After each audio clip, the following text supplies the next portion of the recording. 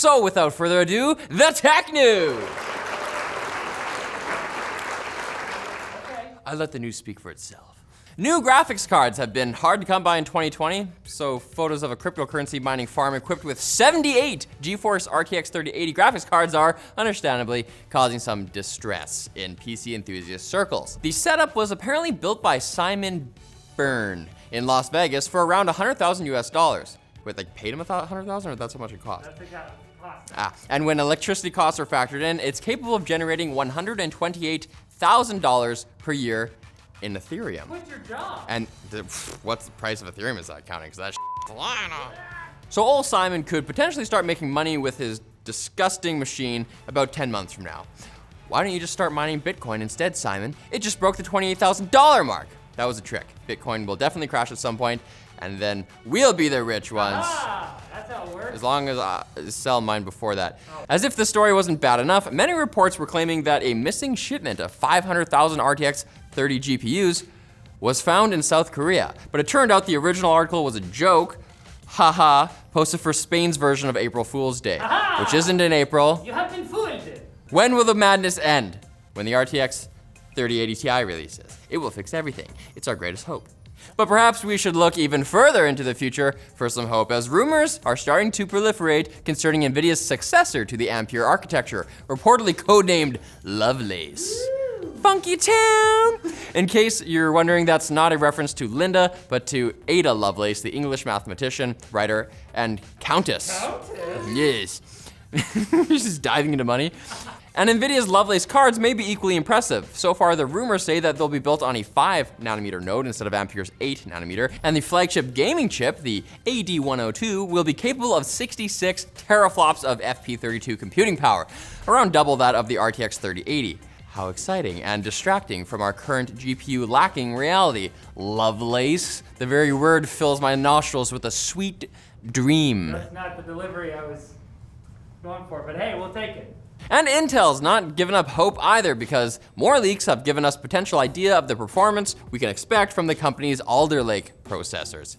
A Geekbench result for an Alder Lake CPU has popped up, sporting 16 cores and 24 threads. The benchmark has so many cores. Normally you'd expect the thread count to be double the core count on a multi-threaded CPU, but Alder Lake will reportedly use a big little design similar to Qualcomm's mobile processors and Apple's M1 chip, meaning powerful and, in this case, multi-threading capable cores are supplemented by smaller, more power-efficient cores.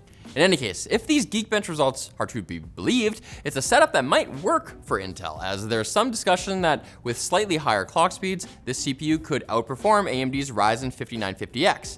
But these chips aren't supposed to come out for at least another year, so let's not get too excited, you know, because AMD is probably gonna keep making stuff too. No, that's true. It's time for the Quick Bits, brought to you by iFixit, maker of compact toolkits with all the essential bits to fix small electronics. I mean, look at the Minnow. It has 16 driver bits that work with most laptops, desktops, and smartphones, and it's not much bigger than an actual minnow, which is a small fish. Those tiny little ones by the dock, for those of you who haven't been outside very much lately. If you need more, the Moray has you covered with an additional 16 bits that will help you repair home appliances.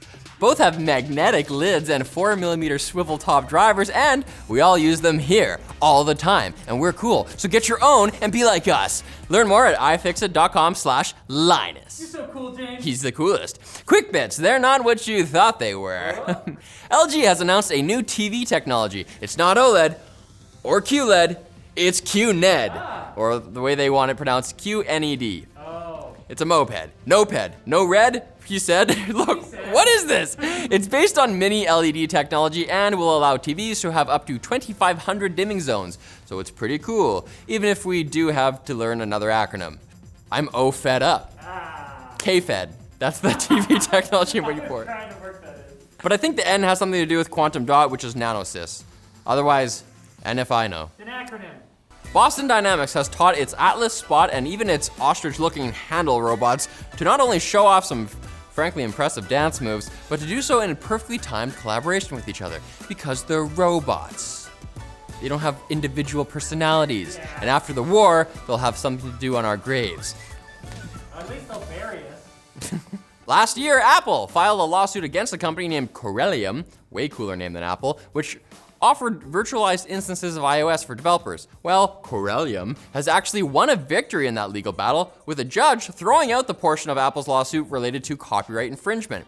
Corellium isn't completely off the hook yet, but this shows Apple can be hurt. Their apple skin can be pierced. They're just like mortals, like the rest of us apple trees.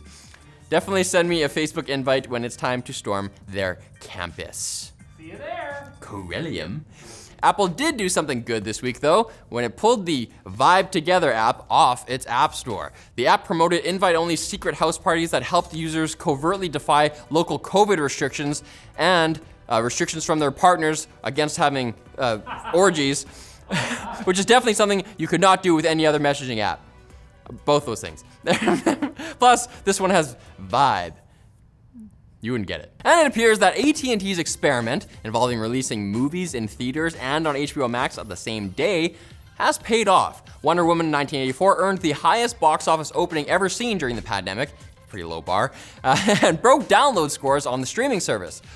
Again, a low bar. So a third Wonder Woman film is being fast-tracked, which is, well, you have to go and check out our review on Carpool Critics to see our opinion. No spoilers. This episode is just getting less awesome as we go, so now it's over. Come back on Friday for more tech news, and guess what? It'll be 2021 then. All the bad things will be gone. You dude. I'm so excited. 21. More like 2020 fun.